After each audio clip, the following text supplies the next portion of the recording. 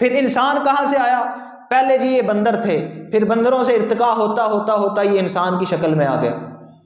जो इस्लाम के मुताबिक होगा हम उस साइंस को मानेंगे, वो साइंस जो इस्लाम के ताबे होगी, वो साइंस जो इस्लाम और कुरान के नजरियात के मुताबिक होगी हम उसको मानेंगे, हम उसका इनकार नहीं करते।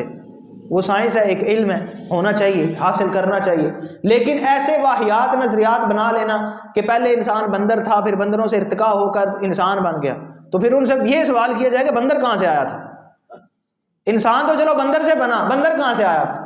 तो अगर बदलते बदलते बंदर से इंसान बना है तो फिर आगे इंसान का इर्तिका क्यों रुक गया है? इंसान का इर्तिका क्यों रुका है? आगे मजीद इसने शक्लें क्यों तब्दील नहीं की? इंसान से आगे फिर कोई और बला बन जानी चाहिए थी, लेकिन यहां पर आकर रुक गया।